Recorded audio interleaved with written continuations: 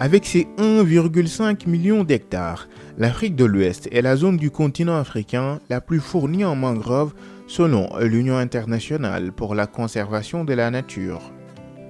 Les écosystèmes de mangroves présentent de nombreux avantages.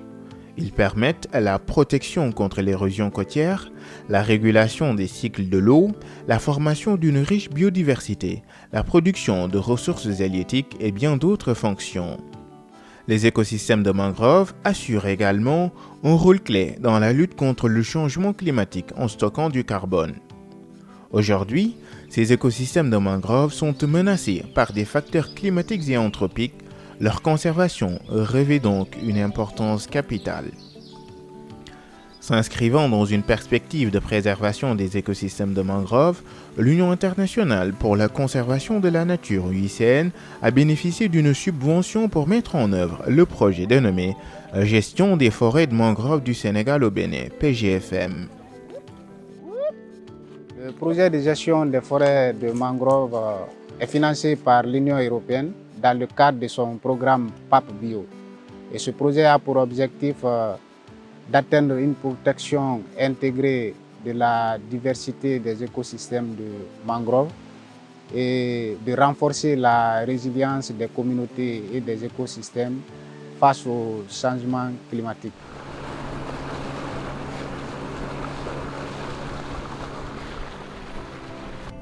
Dans le cadre de ce projet, il a été initié un festival appelé Mangal qui vise à contribuer à la création d'une communauté consciente des enjeux de conservation et engagée dans la valorisation des écosystèmes de mangroves en Afrique.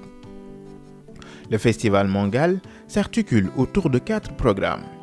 Un programme scientifique, un programme éducatif et pédagogique, un programme artistique et culturel et un programme gestionnaire.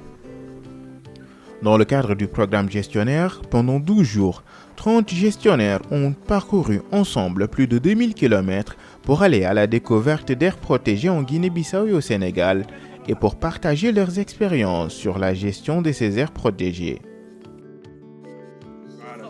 Voilà un modèle de fiche de rapportage et le pays d'accueil va le faire aujourd'hui.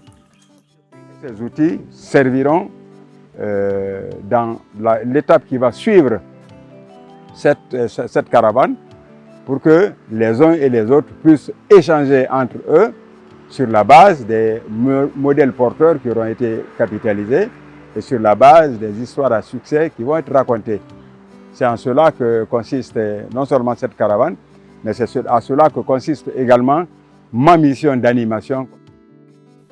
S'étendant sur une superficie de 7000 hectares et située au cœur de la réserve de biosphère du delta du Sine Saloum au Sénégal, l'aire protégée communautaire de Bamboum a été la première étape de la caravane des gestionnaires. Là, l'expérience capitalisée était qu'est-ce que la collectivité a fait en matière de développement de l'écotourisme pour non seulement se servir de cette activité commerciale pour appuyer la conservation de la biodiversité, mais également se servir de cette activité à valeur commerciale pour collecter des ressources dans le cadre du développement de la communauté de Toubacouta. Après l'étape de Toubacouta, la caravane a fait escale au niveau de l'aire protégée autochtone communautaire de Kawawana, située en Casamance, au sud du Sénégal.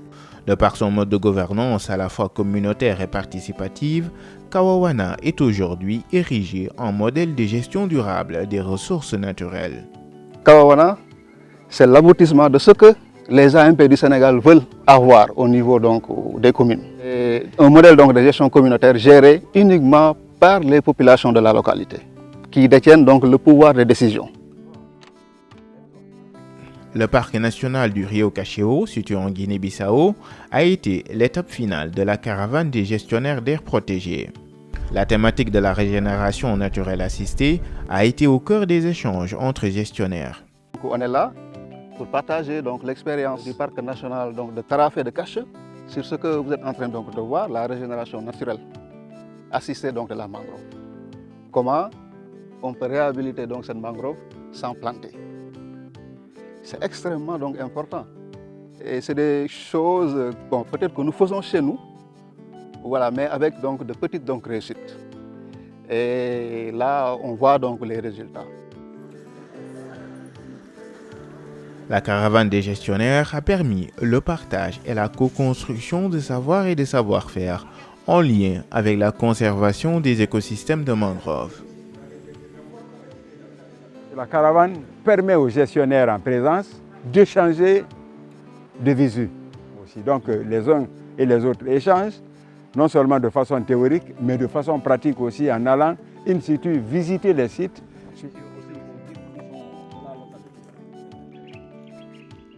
Nous pensons que vivement, c'est des activités à pérenniser parce qu'on aura toujours besoin de ça, d'échanger, d'apprendre, voilà, et de tirer des leçons.